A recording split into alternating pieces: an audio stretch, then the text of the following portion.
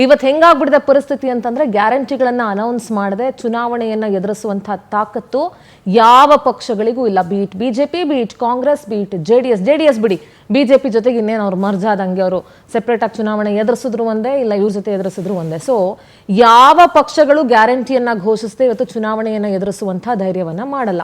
ಒಂದು.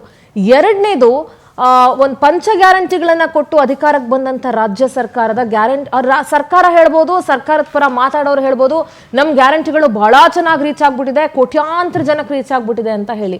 ಆದ್ರೆ ಇದು ಭಾರ ಆಗ್ತಾ ಇದೆ ನಮಗೆ ಅಂತ DCM ಆಗಿದ್ದಾಗಲೇ DK ಶಿವಕುಮಾರ್ ಅವರು ಹೇಳಿದ್ರು. ಈಗ CM ಆದ್ಮೇಲೆ ಅದರ ಸ್ಕ್ರೂಟಿನಿಗೆ ಮುಂದಾಗಿದ್ದಾರೆ.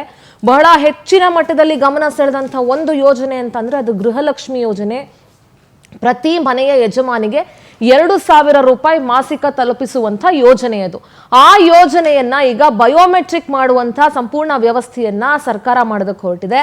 ಯಾಕೆಂದ್ರೆ ಸುಮಾರು 120 ಕೋಟಿ ಹಣ ಸತ್ತವರ ಅಕೌಂಟ್ಗೆ ಜಮೆಯಾಗಿದೆ. ಆ ಹಣವನ್ನ ರಿಕವರಿ ಮಾಡ್ಕೊಳ್ಳೋ ಹಂತದಲ್ಲಿ ಕೂಡ ಈಗ ಇಲಾಖೆ ಕೆಲಸವನ್ನ ಮಾಡ್ತಾ ಇದೆ.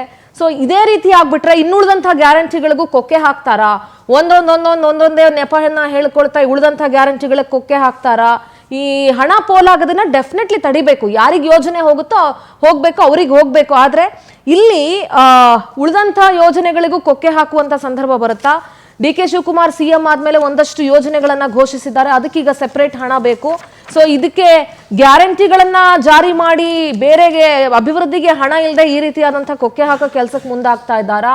ಸುಮಾರು 17 ಜಿಲ್ಲೆಗಳಲ್ಲಿ 1 ಲಕ್ಷಕ್ಕೂ ಹೆಚ್ಚು ಯಜಮಾನಿಯರ ಖಾತೆ ಈಗ ಗ್ಯಾರಂಟಿಯಿಂದ ಹೊರಗಡೆ ಬರುತ್ತೆ.